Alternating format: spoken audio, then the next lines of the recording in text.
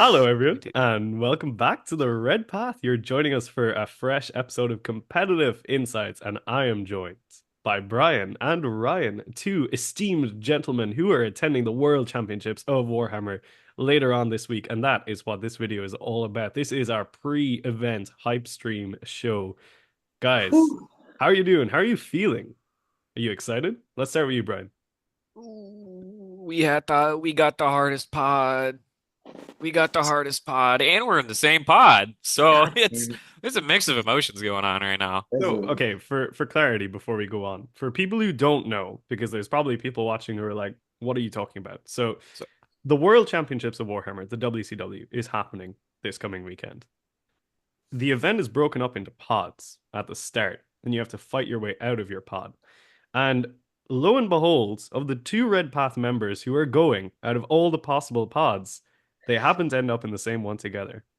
and Not only that, but the chances of them playing each other, even within the pod, are higher because they're both from different countries and they don't match people from the same country in a pod. So the chances that we will have a Red Path showdown of Brian versus Ryan to determine not only who the best world leader player is, but way more importantly, who my favorite person is could actually be determined at WCW this weekend. oh, wow. Now, it's one of those situations where if Ryan wins, obviously he's my favorite person, and if Ryan loses, he still maintains the favorite person position. So, Brian, you've really got everything to lose and nothing to gain. So it, this is the situation before us, I guess, right? yeah, and just to further emphasize, to get here, you had to win a GT just about, right? Or do really darn well in a GT and come runner up to somebody that already won a GT. And then for the pods, we have to play a mini GT of GT winners to determine who can actually play in the tournament, which is the following 2 days. And I have a feeling our pod is going to be way more stressful than if we made it to top 16. So, Yeah, it's gonna be wild. Um, So, Ryan, how are yeah, you for doing? those. How are you Uh, feeling for this one? so super excited. Unlike Brian, I did not go to WCW last year. So I am a rookie, and obviously being thrown into the deep end here. There's 16 pods. Ours has the highest elo per player of any other pod. And I'm actually not ranked that high. I'm like the fifth from the bottom of players by rank, elo rank in this pod. So I'm just like, oh wow, this is gonna be great. But Jeremy from StatCheck posted a meme in StatCheck, and he's like Ryan right now, and it's the Simpsons meme. Oh no, I'm in danger. And it's just me riding on a bus, just like, oh no, here we go. Um, and yeah, it's gonna be super fun. There's a lot of heavy hitters in our pod. Obviously, Brian included. Brian's for those of you who don't know, I think ranked number 22 in the states. sounds right. I think Brian For is like 40th in the entire world I think right he's now. 41st in the entire Yeah, world for yeah. Elo. So like, not at all a killer. And it's gonna be so funny when I beat him.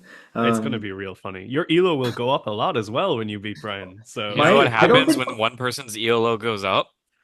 The other one goes down. yep. I don't think I have much to lose in the Elo department in this event because I'm um, ranked so low essentially in this pod. But it'll be a blast either way. So for those of you who don't know, there's some other big names in our pod. Yeah, just a few. John Okay. Lennon is in our pod, and he is not the highest ranked Elo player in there. There's Justin Moore. There's I think other than Brian, there's I honestly okay, I'm forgetting some of the American names now. The maybe Brian can help me out, but there's I think the top five players in the pod are all Americans by Elo, and so Brian can't face any of them.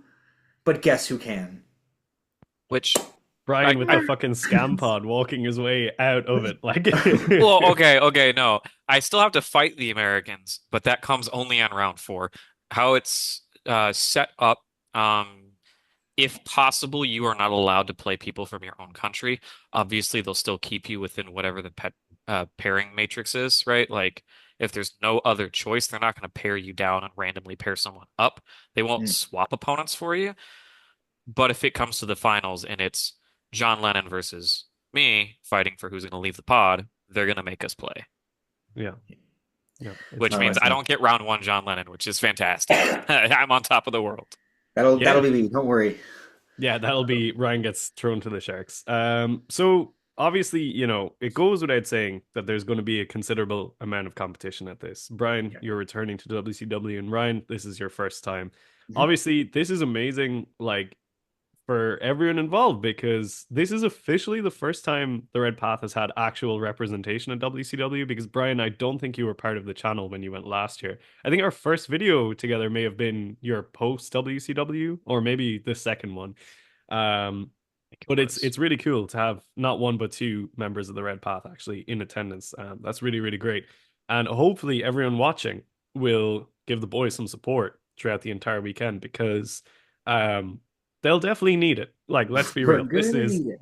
this is going to be a pretty tough event to get through, and obviously a very exciting event. Yeah. So I suppose going into it, you're both bringing world eaters. You're both bringing the Orbi 2K. So we're not going to dive too deeply into the list itself. But what I want to ask is your opinion on the Orbi 2K in this high level competitive environment. Do you think it still has the legs that it needs to, push a good high result? Brian, let's start with you on that one. I Um, oh, sorry. I thought because our name sounds the same. I thought maybe you said mine. But I'll jump in. I think it does. And the reason is that there those excellent little trading pieces that we add in those spawn those 5 KBs to like just to let us keep our big hitters back for a little bit. Um, there's some in our pod. There's some big vehicle lists. There's a lot of like. There's I think 3 different Necron players. Although once again, Brian will only have to face 2 of them because 2 of them are American. But there's some. But he does have 2 sisters players who are Canadian that I don't have to face. Um, so and they're all playing like essentially the same list. It's like all like Hall spam yeah. sisters. There's like So a while that dozen doesn't total Exorcist models in our pod. Um, I think there's only 8, but still feels bad. um, I'll round up. so the yeah, it's basically that like those little scoring pieces don't sound great into those lists, but all of those lists rely heavily on a couple chaff pieces to do their scoring or screening, and having something that can later kill a vehicle that we be able to stay safe while something else goes and kills those screens or deals with that is awesome. Um, Obviously, John Lennon's running a pretty vicious guard list, but once again, it's not a lot of screens. There's not a ton of infantry, and so it's going to be nice to have something like that to you know combat that. There's a Death Guard player who's running an insanely anti-world leaders list that looks It, just suffering to play, but I'm like only sorry. It's Joshua Minnick. I've played the dude twice now, and every time it hasn't really been a close game. And every time I beat him, he makes his list more and more hateful towards World Eaters. so And this now is the most hateful iteration of Death Guard I've seen for World Eaters. it's specifically targeting me because Joshua Minnick is American. um, So that'll be fun. But he only has 2 units of cultists for screens and actions other than his heavy hitters. So like just being able to like deal with stuff like that and all these like elite mechanized lists, take out the opponent's scoring and force their big stuff to do the actions and pray they get cleanse and containment on, on round 2, so they have to do 4 actions with their vehicles. Um, that's it's super good. And then yeah, you still have all your killing potential with Angron, your 6 Exalted, your Mo and 10, blah blah blah. So I absolutely think it has legs. I do think that world leaders are at a disadvantage a little bit in the meta. Like obviously Team Red Path has done amazing in our GTs and it's been awesome. We've never none of us have been in an event this stacked. And so it's going to be really tough matchups regardless of what world leaders list you're running. But I think this list does have tools to get us there. Yeah, I definitely see your point. Brian, would you broadly agree with that, or do you think there's flaws to the RB2K that might get exposed at this level? I do think there are going to be some lists that we just like. I'm gonna be honest. The odds of Ryan and I winning this event are probably less than a fraction of a percent. Um, World Pathetic. leaders just are not. You kind of got to be broken and be a really good pilot at the same time to be able to like really contend at one of these events. Um, Now, that's not saying that we're not going to give it our best shot. That's not saying that Ryan and I won't try to claw our way out of this pod. But some of the armies on top, Gene Stealer Colts namely, they can be a real struggle for us to handle, specifically multiple rounds in a row. Because I mean, they're a very high variance army. Like, is there stuff coming back? Yes. Is the pilot also fantastic? Yes. And if all of those things are just happening over the course of an 8 round event where it's nothing but sisters, Gene Stealers, guard, all very hard match at source, eventually we're going to just meet our match, right? So while I don't think those games are unwinnable, there is going to be a game where an exorcist shoots at my exalted 8 bound brick and kills 5. Just one exorcist. It is probably going to happen. And I'm going to cry like a baby when it happens, but I don't know if I can survive triple exorcist for more than it was a miracle I went through triple night spinner for 4 rounds. Triple exorcist for 4 rounds is, I think, arguably just as toxic. Mhm. So we'll see where that goes. Um, as Ryan was saying, for a lot of these mechanized lists, like our pod is incredibly mechanized. Mhm. Um, I see a very good opportunity without like giving away too much stuff. I see a very good opportunity of like taking away the trash pieces, staring at them, maybe getting hit on the head by an exorcist for a couple turns, and then just smashing their army and they can't stop it. So we'll see. I actually don't think the sisters matchup in this moment is as bad as people think it is. Like, there's Brian only will let me know. there's only yeah, I'll let you know. They're all Canadian, which could have a factor in their performance, but Ooh. And so Um, it begins. The soft ice cream talk and the fro-yo battle. Jesus. Oh, yeah. So, I mean, okay. On that note, I guess, not like literally smack talk, but feel free to smack talk all you want. So Brian, you're returning to WCW after going 4-2 last year. 6-2. 6-2. My bad. I've taken away two of your wins because you didn't deserve them. Um, Oh, anger on how I know revives. it's obviously like a big question to ask. How do you want to do this year? Or do you have an expectation for how you want to do? You know what? I want my best in faction back. I wanna keep that throne, and that is my goal. And I'm not saying that with any amount of like I don't know, hostility towards Ryan. I would absolutely be more yep. than happy to give that throne up to somebody else. But as far as a goal is concerned, winning the event's probably not on the table. Getting out of this pod is probably going to be harder than winning the event. So, um, my goal is just to repeat 6-2, get my best in faction, and be happy. And if it doesn't happen, so be it. Somebody else beat me to it. But compared to last year, which I was talking pre-show. Ignorant bliss, I only played one GT and got a gold ticket and ended up at WCW. I didn't know anybody. I didn't watch Art of War. I didn't know Stat Check. I didn't know Team England. I didn't know Glasshammer. I didn't know anything. And I just played who was in front of me. And honestly, that was probably better for my mental health going into these games. Like, I didn't know who David Gaylord was until after I really played him. And then everybody's like, holy shit, do you know what you just did? And I was like, no. And that's no flame to them, but now like it's kind of getting in my head a little bit. Like a lot of these names are very good. I'd be very happy with my performance to actually come out of the pod 2-2. Yeah. Turn it over to you, Ryan. Going into your Um, first WCW, any expectations, any goals that you're setting for yourself? I would love a positive record. 5-3 would is like kind of circled there. That's a super. I think it's super both attainable and would be awesome. Like that's something to be proud of in this meta with our current faction status. Blah blah blah. Obviously, it would be amazing if I could swipe best in faction from our boy Brian there. But just lose 2 games to Lennon and then just summary up. Perfect.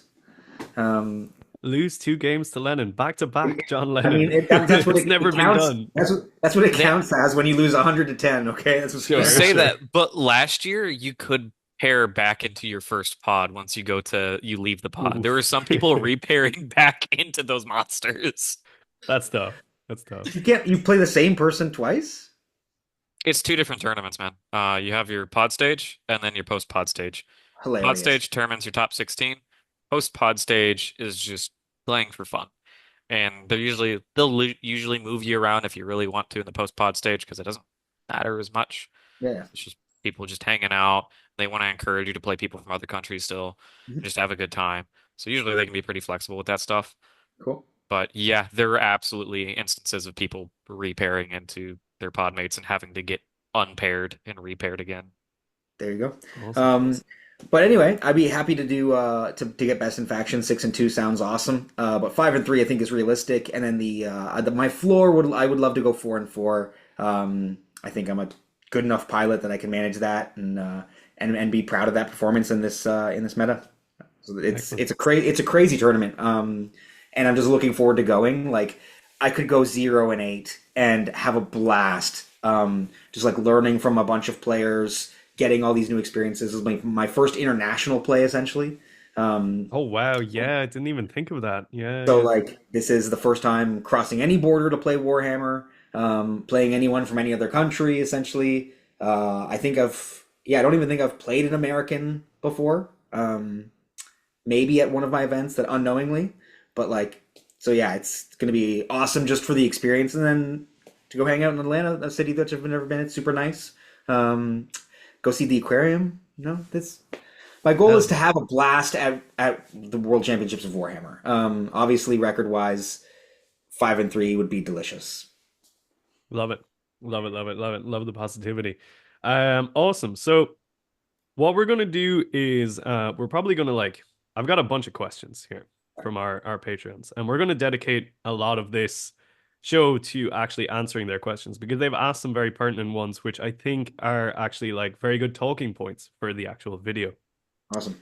What I would say is before we kind of dive into that, we don't normally do like kind of calls to action and all that kind of stuff, but it is basically thanks to our Patreons that we're able to like send Brian and Ryan to the WCW this year. It is a very expensive event to get to. For a lot of people, if you're coming across the Atlantic, it's exceptionally expensive. Even if you are, like in Brian's case, flying to Atlanta, it's still very expensive.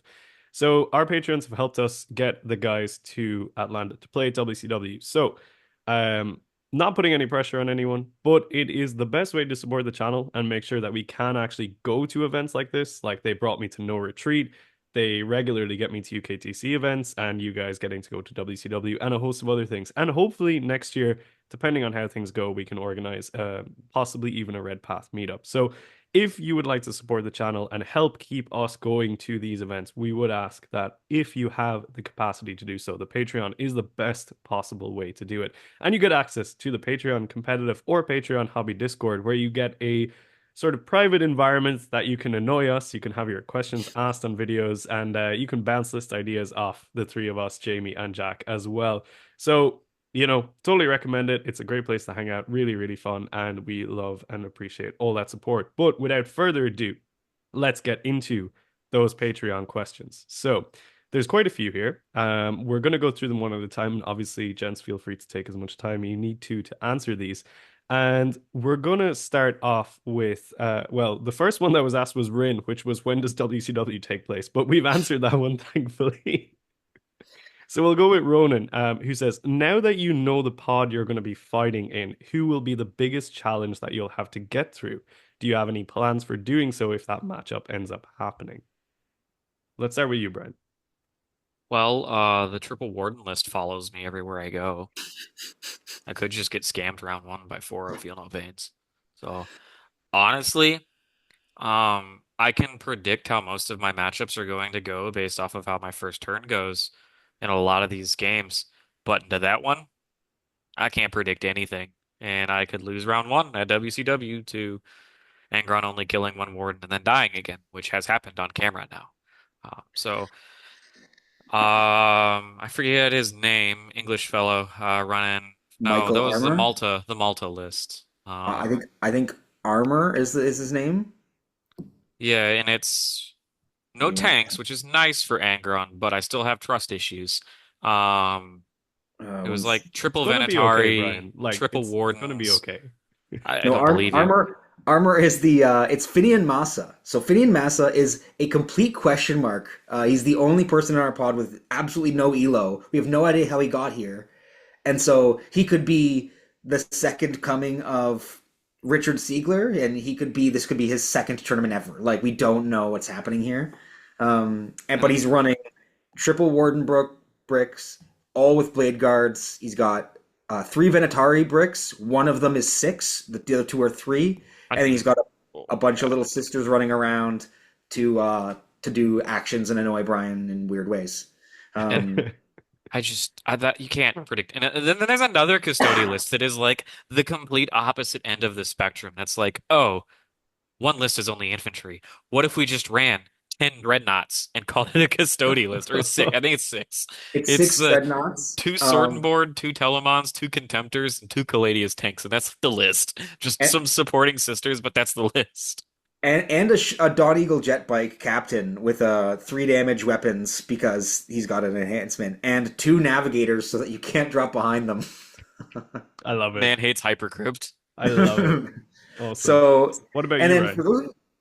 I'm just gonna go on to that dreadnought list for just a second because for those of you who don't know, that's actually like a weird hard counter to us because the Telemons are minus one damage, so we hate that already. The Gladys, the Sword and Board Dreads, are minus one to wound from all melee weapons, regardless of whether you're below their strength or not, or toughness or not. So like wounding on sixes with eight bound kind of thing. Like okay, I guess. And then the Contemptors stand back up on a two up with D6 wounds remaining after you kill them at the end of the phase. And all of them Uh, hit on twos at 3 damage. and everything has three damage. Everything is three damage hitting on Wonderful. twos. Wonderful. The And they still anti-world get leaders kata. So list. like they're minus one to hit. Some of them are minus one to wound. Some of them are minus one damage. Some Some get of them, back up. some just get Some are back up. killing. And we're just like we have to sink resources into every single one of these, and they're like 160 points per. And it's like oh no. Disgusting. So this is like actually like a surprisingly like oh no list. This is a gentleman, an English fellow, Michael Armour. Um, I think if we're switching back to the question, the who's the hardest in the pod, I think Brian left me the obvious answer. You got to say John Lennon. With guard, he's brought a little bit of a weird list. It's mostly the stuff you expect: 20 Aquilons, 10 Scions, Leo, Catachan, Chimeras, two Lehman Russes. One of the Lehman Russes is an exterminator, tank commander, but then he has three Hydras. Now, for those of you who don't know what a Hydra is, I didn't either. I had to look it up, and it's the anti-fly thing. But it's four shots at three damage, anti-fly two up, rerolls all hits against fly, and our poor Angron is just going to be immolated by like 85 points of They're 85 points per. T10, 85 points of like a nonsense. hunter killer, a heavy bolter, and a fucking Angron gun. Yeah, I'm just like, oh dear. That's Um, not great. This is a no. matchup where Angron kills a Chimera and dies And and never dies, comes yeah. back. So not only is it Mr. Lennon, it is also a like a counter list to what us like everything struggles to kill the hulls, and then the only thing that doesn't is Angron, and he's got 85 points of anti Angron fu. So that's gonna be a super hard challenge. Like that'll be an amazing game to play just for the experience of playing a player like that. But obviously that has to be the challenge. Yeah, And makes then sense. obviously those custode bricks and the aforementioned teas of the Death Guard list that just seems obnoxious. That thing's Yeah, I mean vindictive. they're all hard in different ways, but Yeah. it's interesting. So I've got a really good question from Games Fan here, Okay. and I think this question is one which the audience will be particularly interested to actually hear the answer to. So Games asks, how much work has it been to learn to play World Eaters at this level? And has it been worth the commitment? And I think that is actually an amazing question. That's a phenomenal question. Let's start with you on this one, Ryan. Um, if you love what you do, you'll never work a day in your life, to quote Letterkenny. um, um, it's been a long road of events and practice games and whatever playing World Eaters. I feel like I had a leg up because I was playing combat armies before this, Space Wolves, Tyranids, stuff like that.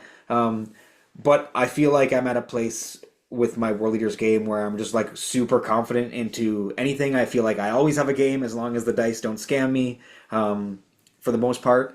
And then so it's been a super rewarding journey.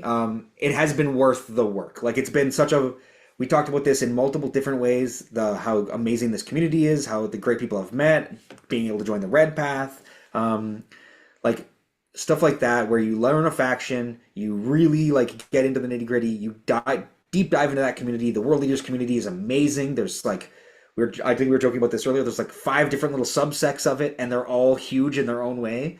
Um, and so like the Red Path community is awesome.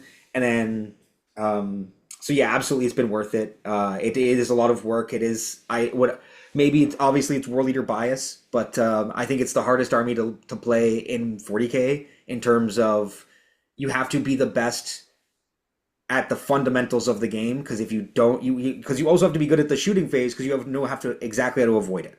Because if you can't, you have to be good, great movement, great charges, avoiding the shooting, knowing when to apply buffs and how to split attacks kind of thing because you need like we're so elite that you need to be able to trade up as much as possible because our units are all expensive. So I think that it's a really difficult thing to learn world leaders at a high level, but once you get there, it's incredibly rewarding, incredibly fun. And once again, yeah, whether it's just like being confident with your games or joining a community and being able to be a spokesperson for that wonderful community, it's been awesome. So I think that's a great question. But yeah, love it. Lot of work, but definitely rewarding. Hell yeah, man. That was very wholesome. And I really to echo that, I really do think the community is honestly at least I can speak for myself, but I know you guys will probably agree. It compels us to keep going, to keep Mhm. driving, improving, bringing you guys new content, do better at events. Like when I'm at a GT now, I'm like, I'm not winning just for me, I'm winning because I'm like the people are behind us, it's like because people get so hyped when we do well, and we get hyped when other people do well. Yeah. It's the whole point of the Skull Takers, have other people on and stuff, but um I just think it's an incredible community, which is really, really good at supporting each other, building each other up, like, and encouraging us to keep being better. Like there's a lot of people I could mention in the Discord who have just been incredibly motivating towards us and towards like everyone else in the Discord. But you know who you are. It's the people who are always kind of driving us forward. But yeah, 100% the community is what makes a lot of this worth it. Brian, what about you? What do you think to that question? Yeah, I'll just echo all the same points Ryan just made. Yeah, this army is one of the hardest in the game to play. And I feel like you cannot fully weaponize every tool we have at our disposal without knowing the core rules front and back. How to exploit extra movement, pile-ins, consolidates, how to blow a vehicle up without letting them emergency disembark so you can continue to pile in. A lot of that stuff takes time to learn. And a lot of that stuff comes from learning like early game positioning to enable that. It's all like you have to do three things to set up that play. And that all starts with deploying correctly, which is probably the hardest part of the game for us to do, God, right? if Probably only the there most was a important. video coming out on those Only if there's a exact video. topics. I know. If only. It would be really So, useful to have such a guide from maybe an esteemed gentleman who is known for being competitively good at the game. Ryan, please make the video. stop. No. So, what did you hack my computer and steal the script I'm too? gonna pass it to Ryan and just get him to dub over. But just to like keep going, like our army is overpriced. It is. If you go 1-to-1 and compare our units to other units from other armies, we are 10 to 20% over kind of like the direct comparisons. But that's for a reason. That's because we probably have the best detachment in the game when it comes to a set of strats and abilities. Our data sheets may not reflect that, but what that ends up doing for us is it takes our overpriced units, supercharges them, and makes them hit like a truck. No other army in the game can punish another player as hard as World Leaders can. No other army can out DPS a full Alpha Strike of World Leaders. If you let me charge every single unit in your army, you're probably going to be 80% tabled by the end of the game. The only way you can set those up is by knowing to look for those mistakes. It's just seeing that repetition over and over again. And more importantly, you yourself as a player have to minimize your own mistakes. Losing those jackals early game for no reason means those 8 now have to babysit that objective, right? That means your alpha strike just got weaker. Now you don't have wound rerolls, and it's this cascading effect. So, yes, our stuff is overpriced. Yes, we don't have that many units on the board, but every single unit is crucial. And like learning how to like min-max their like uses is how you really go above and beyond. And that takes a long time to learn. And that basically takes the entire edition to get comfortable with. And then we're going to be in 11th edition next year anyways, so start all over. Yep. Yeehaw, baby. Love I'm it. just going to jump back in for 1 second, and this is actually building on the Dara point, actually, and the community is like one of the coolest things about world leaders and getting to the place where I think Brian and I are now, and Dara is as well, and I think Jamie is when we like get a stream game and we pop that link in the chat. That stream is now a world leaders channel. Like it is now like there's blood for the blood. Like I went on a local stream, Northern Knights Gaming, and I popped that into the World Leader chat, and all of a sudden it was just like, here's all the World Leaders asking questions, trolling me for bad moves or whatever. Brian popped in to say some nonsense, but like that's crazy, right? Like that you just like you can turn anything into our community just by getting there and popping the link in, and all of a sudden the community wants to support. And I think that was a great point that you made, is like we do this because it's such a great community. We don't pop the link in for Brian to see, we pop the link in for everyone, and it's awesome to see the support we all get, which is really cool. Yeah, 100%. I mean, can you imagine if one of you guys ends up on the stream table at WCW? The hype in the chat is gonna be pretty big. I will literally come into that chat with a banner of blood waving it. But yeah, we'll move on to the rapid fire question round because Rin has bombarded us with a bunch of questions, and I'm gonna ask for answers quick and fast, top of the head kind of stuff. So, which match is gonna be the bloodiest? Remember, Khorne cares not whose blood it is.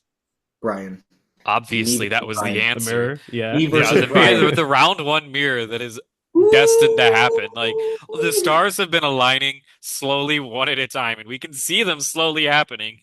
Yeah, Yep. Yeah, it's it's gonna gonna be be brutal. awesome. It's Can't already wait. there. It's already. I mean, All right. What matchup will require the most brain power? Not necessarily the hardest matchup, most brain power. Brian. No, it's because the be melee. advance in charge, fight on death, go forward. That's gonna be that game. That is not how that works, and you know it. Yeah, you're lying. You are lying so You much right know now. it. No, I gotta Like, gaslight him into doing it. Shush. Right. Okay. um, Okay. Is this where we are now? You're like literally trying to gaslight your possible opposition and channel companion so that you When can I'm in beat the them. World Leader mirror, I turn into the most like vindictive jackal user ever. My jackals are like weapons of mass destruction. but no, there's a lot of matchups that I think will take a lot of brain power because we're at the World Championships of Warhammer. But there is nothing so insane as a World Leader's Mirror where like you roll off every turn to see whose blessings go first, and you out game someone with your blessings. Now you got to see if they get advance in charge. Then you got to who's got fight first and where, who's got fight on death and where. How do we manage this? Like it's literally like your mind melted if you're playing another player at or near your caliber. Melee mirrors like that are wild, and take for me at least the most brain power. Yeah, I think like that blessing roll off, whoever gets to choose their blessing second is at such a It's huge advantage, you it's know? such a big deal. It's It's huge. such a big deal. Huge. Okay, this is a spicy question. This is like real fucking spicy, actually. Whose skull do you want to claim the most at WCW? You I can't know he's gonna answer the say it. same thing to every single I question, can't guys, answer the same thing three times in a okay? row. I mean, at the risk of it becoming clickbait, it has to be John Lennon. Like, how cool would that be? Like, And that'd be that's the awesome. video title right there. Like, like I know that it's not happening. I'm aware that like the cards are stacked against me. He's so skilled. He's so experienced. I know Vanilla is giving him practice games versus our list. Like, I'm barely getting sleep, let alone practice. So, like, it's basically I know it's not going to happen, but I think that like when you go to these types of tournaments and you face the kind of opposition that you face, to have one of the most notable names in Warhammer in your pod, that is definitely like would be definitely the coolest skull. I would become instant world leader Jesus or something like that. Like, And it's like um, the resources that players at that caliber also have at their hands, like they can go grind the matchup like a billion times over the next like week. I've PM'd every single private Discord group I'm in. Like, does anybody have triple exorcist list ready to go for me to test against? And nobody's responding. I just can't. So we are going to be Ryan and I are going to be fueled by nothing but good vibes the whole time and thoughts and prayers and triple sixes. That's Hell going to yeah. be what gets us through those Easy, matchups. easy. Brian, whose skull do you want to take the most? I mean, I have to defend my throne, right? Like, and the only way to You do want that the is to skull make of. sure, the only way to make sure that I get best in faction is to make sure no one else gets that title. So you want the skull of every other world leader player, basically? but mostly Frazier. Well, I know I'm gonna Yes. pair, okay, probably because last time I paired into like six Canadians because they have to be from different countries. So I just kept getting past a Canadian every round. So yeah, I'm probably gonna walk into every world leader in North America slowly one Nice, at a time. nice. This Love is it. fun. Okay. What are you looking forward to the most about WCW? Brian, take it away. Oof. I mean, the vibe there was really, really cool. I mean, the head TO or the head organizer will come down and he gives his famous speech he gives every single time where he comes down and he's like, everybody in this room is a loser, is how he starts the speech. Because everybody in this room except for one person is going to have a game loss. Every Is that single Mike person. Brandt? He always gives that Yeah, he fucking does that speech. I speech. It's a hate really that cool speech. speech. I hate it. But there's a mutual respect amongst all the players, right? We all respect each other. We all know that we earned our way here. I mean, yeah, some of us had to go get Canadian tickets instead. But we all earned our way here and just the atmosphere, the vibe, it's very professional, it's very uplifting. And yes, there is like that little bit of national pride that's like underneath it too. Not to a disrespectful degree, but like it's just really cool. They put up all the banners of every country that's represented in the room. They really roll out the red carpet. They bring all the giant statues. There's tons of streaming tables. And then we're gonna be there for a reveal show. Like, what's more Warhammer than that? A lot of the people there, specifically the French team last year, in particular, almost all of them had Golden Demon level armies painted. Like, it's sick. So it's really getting to celebrate the hobby to its like pinnacle. That's awesome. What about Um, you, Ryan? What are you looking forward to the most? Obviously all of that, but because I don't want to regurgitate what he just said, I will go with maybe something I kind of mentioned already earlier in the video is getting the to face these different players from all over the world. Like we've got players from like Andorra, Australia, Malta. We've got a Malta guy in our pod. Like not only are you getting to play a bunch of amazing high quality games of Warhammer, you're getting to play them against people you'll would have never had the chance to meet otherwise, and maybe we'll never meet again. And like you're here at where everyone's sharing a common goal, and we're all looking to have great games, get better, and by the grace of the Warhammer gods, maybe make it out of our pod. So like, it's so much fun to just compete and have fun and learn from these other players who will be existing in entirely different metas and Warhammer little universes. And so I think that's super cool and exciting to experience that. But obviously everything that Brian said as well, like the vibes, the experience. Like I said, there'll be my first international event, my definitely the first one where they do a preview show of any kind. So It, that's super I, cool. they're really cool to see in person. I think this will be like my third or fourth one. Yep. The also I want to add like part of that like the vibes thing is I think that it everybody's expectations are at the floor, right? We all want to go 4-4. That is kind of the bar for us. We don't mind going 3-5, 5-3, like that'd be great. But that's why it's so chill, is because we all know it's fractionally unlikely that anyone's going to win this event. Like if I go to a local GT, my goal is to claim 5 skulls and get the first place trophy. Going to this event, maybe not. So it takes a little bit of the edge off. You just get to sit back, relax, and actually play thought-provoking, like really good back and forth Warhammer without that, like, there's no stake. There's no real stakes. Awesome. I love it. There is something really special about events like that where you actually just like, if you take a moment to kind of like step back and be like, I'm in a room full of people from different countries. We're all here with like the same sort of idea of what kind of a weekend that we want to have. It's like, it's really incredible and super unique. You only kind of see something like that in 40K because while there is that like competitive element to the atmosphere, everyone is still also just like want to have a good time, want to make some new friends, which is awesome.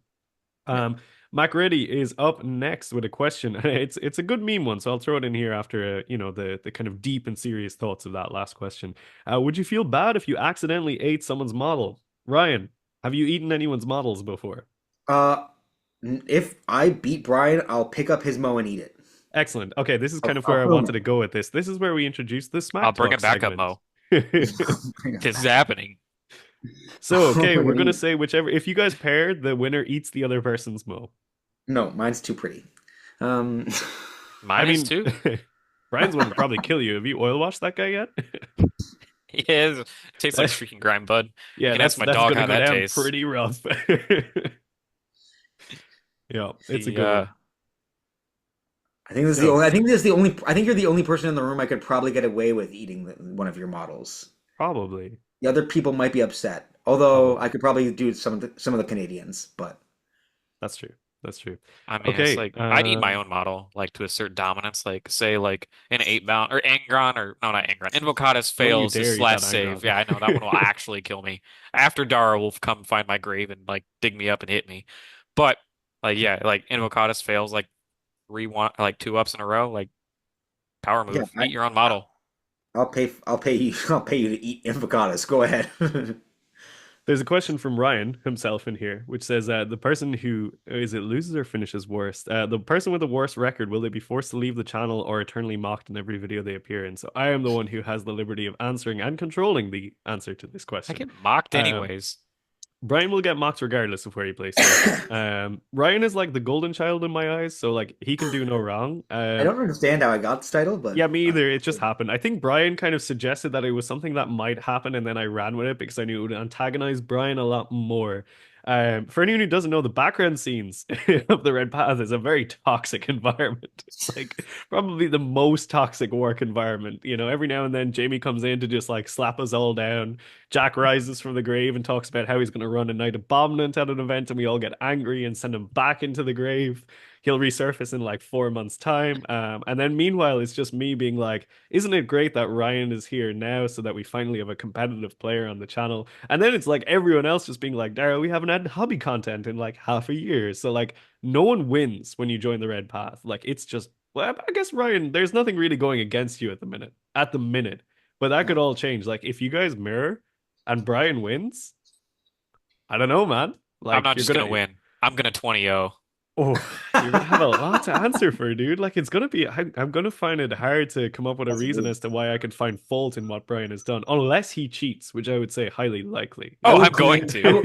I'm It- claiming. I'm claiming that regardless. Brian is cheating. Like It's just what's? like who's starting in the Rhino? Six exalted eight pound, is it?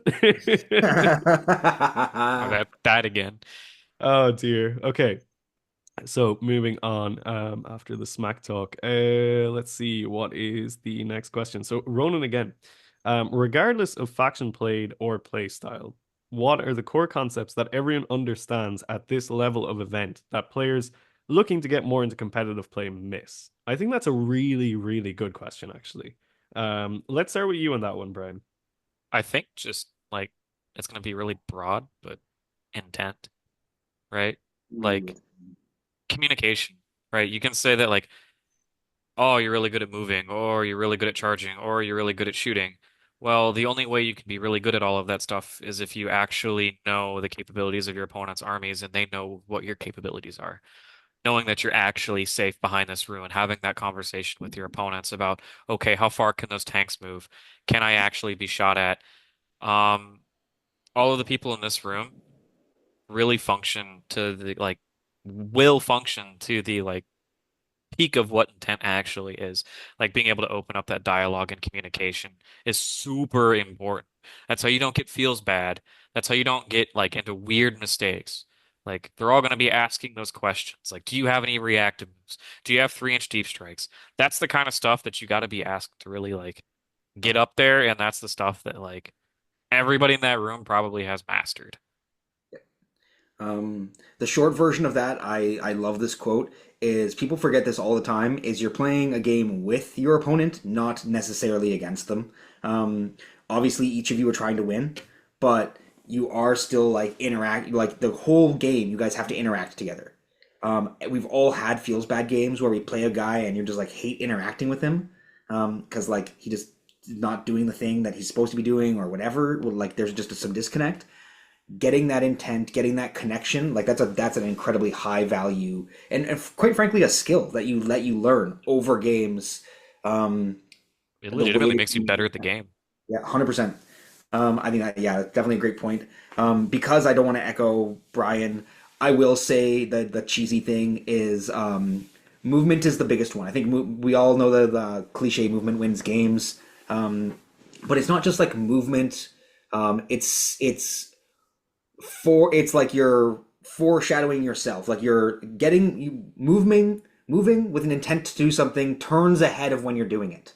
Like if you know that you have X amount of secondaries drawn already, and you know that there's a high likelihood that you're maybe going to draw contain next turn, you want people in position to do the things that you might need to do to score those points. The amount of times I've, not moved to model because I didn't think I maybe needed to, and they were just happy on this point of the objective. They could have moved 6 inches to the right and been in a better position to do a secondary later, and then I didn't have access to that when I drew it.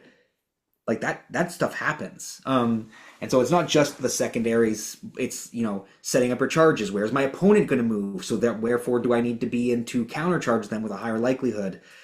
Most people in this room are going to be thinking similarly to chess, like you're 2 turns, 3 turns ahead in terms of what's their plan, where do they need to move their models.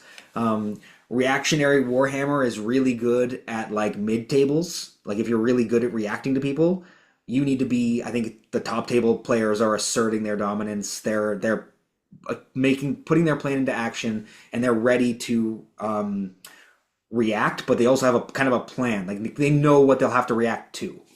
I think that's a really high level skill that I think is just really difficult to learn and comes with a lot of reps and comes with playing the game and losing a lot of games. Like you Yeah, gotta I mean, you gotta play and you gotta lose and you gotta keep learning. Like I one of the reasons I hate when people blame dice. Dice are 100% a reason you can lose. I will never say that people say you can't lose because dice. I've been there. We've all been there that like you do make the right moves and you roll 6 ones on your invulns. You're just like, oh, damn. sometimes But Mo fails a 5-inch charge into Chaos Knights. there you go. Just the Sometimes you other start day, 6 Exalted Ape Man in Deep Strike against Chaos Knights, and nobody knows why. just the other day, I had Angron do a 2-turn charge against Bjorn from Space Wolves, Yep. and I got 5 rolls through. And my opponent rolls or fails 5 saves, and I roll 1-1-1-1-1 for damage, which then gets halved down to 10, which then gets feel no pain. Bjorn then smacks Angron back in the face for 12 damage, which he shouldn't have done. Angron failed every save, and then he popped Angron in the face with a las cannon. And it's all happened in the first play of the game. Oh my God, that shouldn't happen. But I won't blame that for why I lost the game, Yeah. like Ryan was saying. Um, what I mean, where I was going with that is like being willing to learn from your mistakes. Yes. Being willing to learn from your mistakes, not just blaming my opponent had the better army. They were using sisters. My dice weren't as hot, and they had a good roll. Like if you're like 100%, I have won games where my dice were bad. I have lost games because my dice have been horrendous, but I've won games where my dice are bad. And you got to learn how to like make the right plays and limit some of those. And that just comes from the experience of the game and getting really good at the best one to get better at is the movement phase. Learning to plot that out so that you can limit some of these bad rolls. Yeah, I think that makes a lot of sense. Ronan has like a rider to it, which is basically like for a less seasoned player who wants to push up to the 4-1-5-0 bracket, like aside from the movement one, which is like the obvious one for a world leaders player, right? Like what are the key aspects other than what you've just said there, which I think are all really, really good points for like if you're a consistent 3-2 player, if you're a consistent 2-3 player, how are you going to push yourself up into that next bracket? And I think having the ability to look at a table and plan out your next couple of turns, obviously key. Mastering that movement phase, really key. But I think what Brian said, having that discussion of intent so that nothing gets muddled up is also like really, really vital. And by having the discussion itself, you start kind of almost talking to yourself about things that you know that you need to be looking for in your opponent. So is there anything else, guys, that you think would be key for like pushing your differential up that little bit extra? Can I Um, one more thing Go I ahead, wanted to Brian. add on because as you were talking, like um, I used to be a really good. I won't say toot my own horn. I used to be a pretty decent Magic the Gathering player, which is almost as close to an RNG game as you can get. Yes, you have to outplay your opponent, but you're drawing cards from a given deck, and you need them to come in a certain order, and sometimes you just don't get cards in the right order. Um, where I'm going with this is sometimes you get lucky, sometimes you get unlucky, and you have to play to your outs. And using how to weaponize luck is very important and a very good skill. Knowing when that 11-inch charge don't that you should go for, and you're just like, oh, it's 11-inch charge. I'm not going to bother trying to go for that play. But that play could scam your way right back into the game, and that's not a scam. That's actually just recognizing a very like Hail Mary throw. And if you would have never made that play, you would have never been given the opportunity to Yeah, really I think kind of that's actually an perform amazing there. point. So when dice should average over the course of a game. And when somebody's shooting Meltas into Angron and they only roll fives and they kill them outright, and you're like, dang, that got really lucky. But then maybe they shoot at your Chaos Spawn and they shoot their entire army and nothing happens. How do you go forward from there and really adjust your game plan on the spot and really weaponize like those instances where you can get lucky and take advantage of that? Yeah. You got to be able to adapt on the fly because games That's a aren't really statistics. key skill though, is like that adaptation and like weaponizing your look. Like this is like, I was discussing this with my opponent Tom after we played at GaleCon, where I definitely like felt like I scammed them out of the game. And they just basically told me that like, no, it's like, you recognize the lucky break and you made the most with that lucky break when you had been in a disadvantaged situation. And like recognizing that, knowing how to play it, but also I think knowing when you have to like push for it, where you're like, maybe I'm in like a skill disadvantage here. Maybe I've been down trading. And like, if you always play conservative Warhammer, you're not going to win every single game. You're going to win a lot of games. If you always play to your odds, like if you're always like everything has to be 60% likely or higher. Sometimes you got to go for like that 9-inch charge and gamble the game. Sometimes you got to go for the 11-inch charge. Like that Knights game I played against Colin where I set up my go turn. I was like, I've got like 4, 5, 6, 8-inch charges across the entire board, and I need to hit every single one of these to be in with a chance of winning. Sometimes you have to be able to just look your opponent dead in the eye and just say, bet, you know? And like that's what you've got to do. And recognizing when you need to do that versus when you don't need to do that is big, I think. Yeah, It's sure. You it's could really big. do the turn one alpha strike and go for 8, 10-inch charges turn one and lose the game on the spot. No, I'm talking like Star was saying, turn four and you're like really behind and you're really looking for your outs. Play to your outs. Like that's not getting lucky. You have to give yourself the opportunity to get lucky. And Mhm. that in itself is a skill. Yep. Awesome. Ryan, you got Um, anything to add to all that? yeah, I think that one of the things that I think if you're a 3-2 player, you're looking to go to that 4-1, 5-0 bracket. We've talked a lot about looking ahead, pre-planning, using your lucky breaks. Don't be afraid to look at the past. Like, what are your previous events like? What has been your downfall? What like issues do you consistently run into that you are struggling to overcome? There's great ITC Tabletop Battles app that I use all the time. It's got your stats. Like, do you struggle going first? Do you struggle going second? Maybe you need to work on your deployments. Like, look at what has been the problem for you and try to fix those. Like, like you're losing 2 games a tournament. How are you losing those 2 games? If you go to enough events, a pattern will emerge and you'll figure it out. And then you'll be able to work on that and maybe shameless plug, you'll be able to join the Red Path Patreon and ask Ryan Well, I and was gonna Brian leave that one for the Dara. end to say, like, if Uh, you really want to go 4-1 at events, you got to join the Patreon. and But I nailed it. I'm learning from the master over here. you're slotting it in nicely. That was smooth. But yeah, I Eh, think you're completely right. And actually, it's an aspect that I do want to kind of elaborate on a little bit because it's something that I feel a little bit passionately about as someone who was kind of like on the opposite side of the scale, like the wrong side, and then kind of made that realization where in 40K, a lot of that self-reflection after you look at your games, you can very much rose tint the glasses when you're looking back by being like, oh, I really only lost that game because I failed like one charge or something, you know? And you're not recognizing like what put you in a position where failing that one charge did cost you the game, if it did at all. You know, it's like, why was I in a position where like two dice were determining my success or failure at this entire game? You have to be very like, I don't want to say like harsh on yourself, but fair, you know, like Mhm. recognize, hey, I've got a problem here. I lost like 3 units in my opponent's turn one because I misdeployed and he went first. Like, why are you letting that happen? You know? Or like, oh, I pushed these things out and they kill these things, but then I still lost. It's like, are you making a bad trade there? Like, did Angron really need to kill the 10 cultists in turn one? You know? You have to kind of have a capacity to look at your games from a very analytical perspective, take the emotions out of it, and just say what went wrong. And the best way to do that is to discuss with your opponent.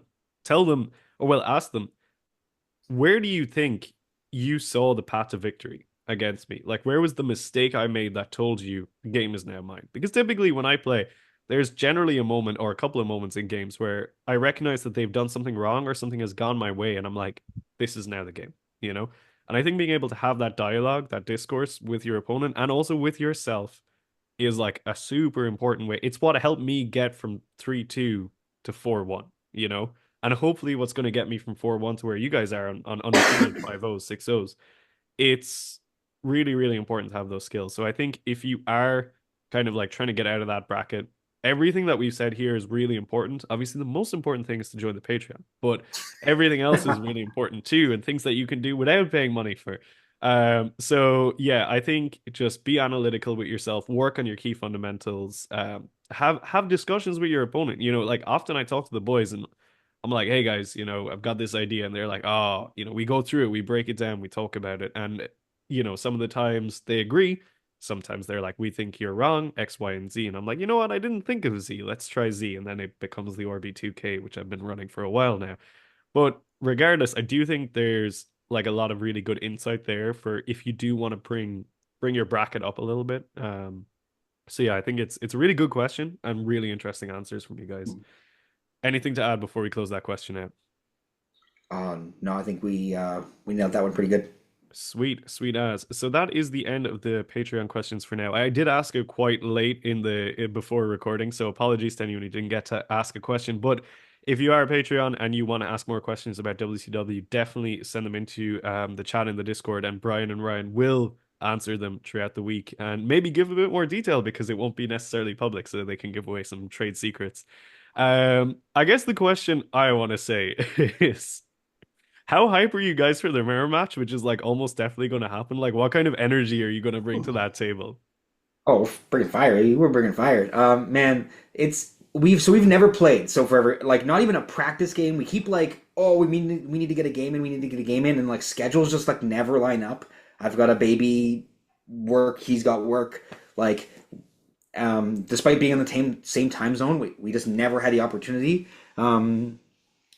This will be a really fun game. Like we obviously were. It's they'll never get more mirror than this. It's the same list. Like it's who uses what tools better, who dice go hotter, who gets the blessings off, who gets to head games their opponent. Like it's gonna be so much fun. I'm just And gonna be laughing my ass off the whole time. World Leader games have a tendency to be incredibly swingy. Like usually when one person's lost the game, you know real early and you know real quick, and it just goes straight off the cliff. Um, and a lot of that actually, I know we just spent a while talking about luck. It is your 4-up fight on deaths in the World Leader matchup. Are you hitting those 4-ups? Did Angron come back? And me as a player in the mirror match, I really hate those scenarios. So I'll do everything in my power to keep Angron from even having the chance to revive, right? Like that, like there's like a subtle mind games that go back and forth between the two players. I'm gonna put up Fight on And Death and charge him at your Mo. fuck, don't do me like that, and then instantly revive it. I'll Jesus, I'll that is the concede. gauntlet was like thrown through the floor with that one. I'll concede. But then Brian reveals that it's not his Mo, but actually my Mo, who is like the one who rolls only sixes all the time, Right? coming No, out of but the his is gonna floor. fight on death, kill him anyways, and then just instantly come back because that's how that works. That's But true. I That's true. I have to say the one thing I'm looking forward to, I always like pairing my friends in tournaments because I know Your I can trust friends? them entirely. I know that I can walk away from the board to go to the bathroom. I know that I cannot be watching his dice rolls and I'll trust him completely. And that's actually really refreshing when you're playing a game, and not necessarily that you shouldn't trust your opponents, guys. But when you do have that absolute 100% faith, specifically in a teammate, that like in ways, like I tell Ryan, I actually think he may be better than me, guys. But we'll see. It could be the We'll other way find out. around, but We'll we'll find see. I out. will Yeah. continue to talk shit until he's put up results. Yep. But Any I bars that you really, guys want to spit to each other in that case? What's the line that you're gonna say when you walk up to the table and see the other he person keeps across the way? acting like he's the aggressive player. I'm the passive player. You come be aggressive. Like I'm just I'm, waiting over I'm here bringing for you, it. You, bud. th- you think Come at you me. think for a Come at second me. I'm sitting back? You're mad. What did I just say? Putting up Fight on Death and I'm charging you with Angron. Let's see who Remember rolls when you for us, baby. remember earlier when you were like, "Oh, it's gonna be a very tactical and hard game," and I was like, "Unga bunga, fight on death, me go forward," and now you're threatening me with that? Oh God, It's this mind guy. games, you know. I love um, it. Some world leader players are good. Some just revive Angron multiple times in a game, also, and I guess we know who you are. Oh, shit.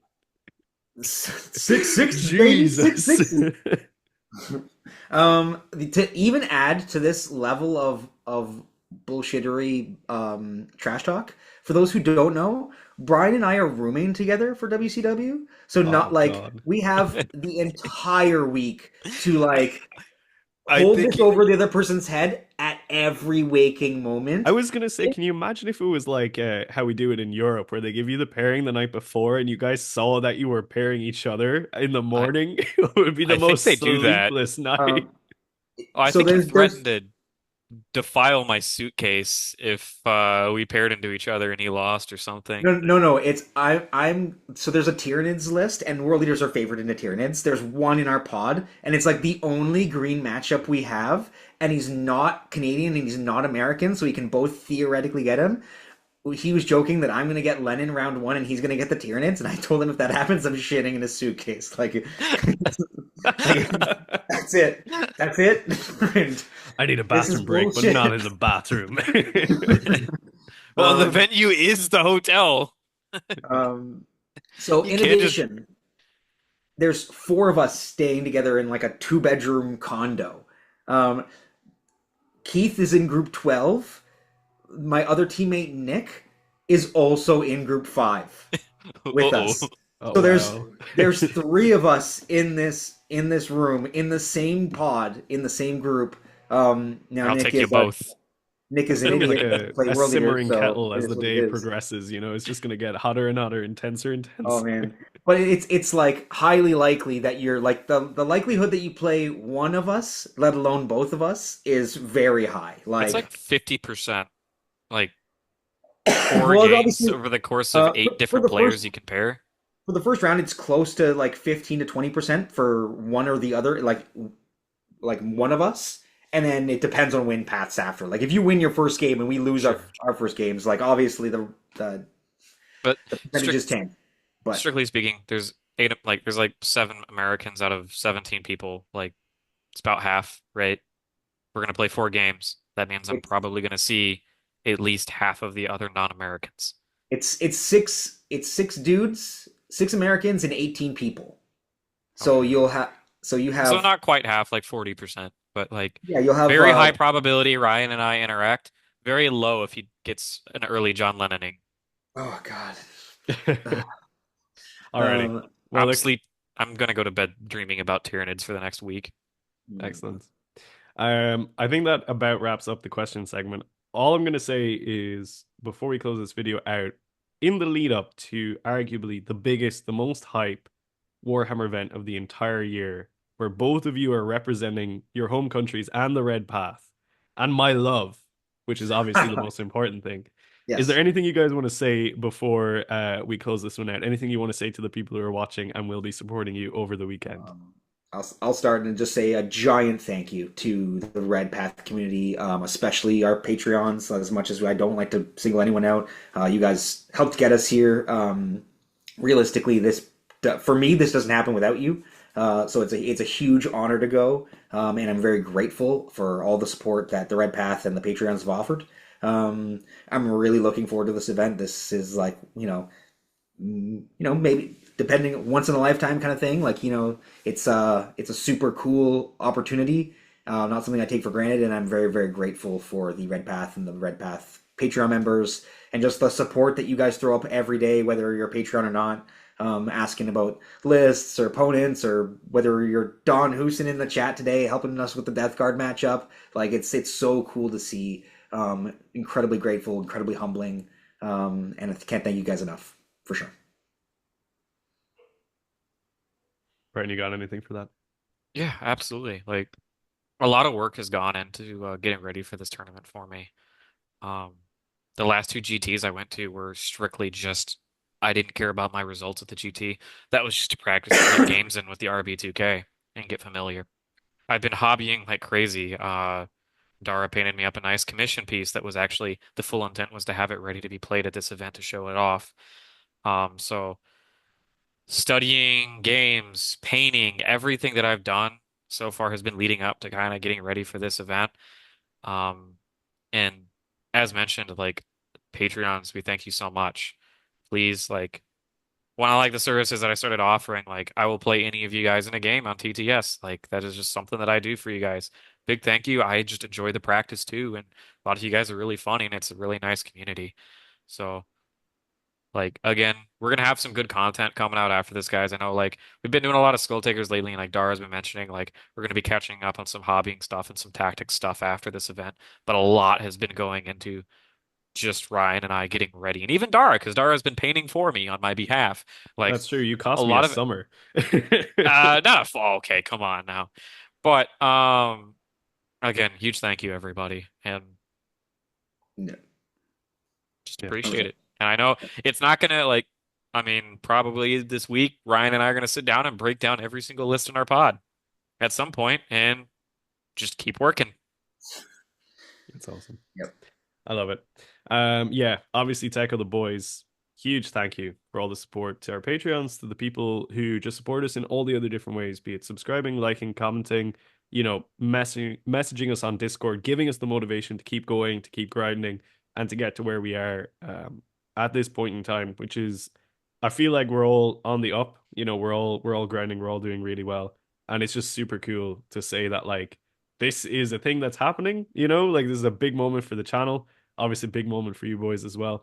And yeah, it's gonna be like an insane weekend. I remember last year when like Brian wasn't even on the channel. I think you were like a Patreon maybe, and I was like glued to your like updates. Basically, you were like sending them. It might have been in the Patreon chat, I think, that you were like sending them in, and I was like stressed when you were like, "I'm playing David Gaylord. Who is he?" And I was just like, "Oh, sweet Jesus, no! Should I Like not tell like him? this." And you were just like, "I beat him," and I was like, "Huh?" Like, And I was like, I paired him to Manny Chima. Who dis? oh man, it was I was hyped back then before I would say that like, we'd become like proper good friends and stuff. Obviously now as the year and it's crazy to think that that was a year ago, where it's like so much has happened. We've obviously had both of you join the channel. A lot of really good content, a lot of developments, a lot of player growth as well, which is really amazing. So, yeah, from the bottom of our hearts, like this is a huge one. Thank you so much, folks. You got the boys to the WCW. Hopefully we're gonna be able to bring back some results for you. Otherwise, it is money not well spent, and we will have some stern talks in the back office when you get back. No So, pressure. not to say that your future on the channel is writing on it, but it totally is. And on that note, I think we'll close out this video. Until the next one, folks, stay healthy, stay safe, and kill, maim, burn.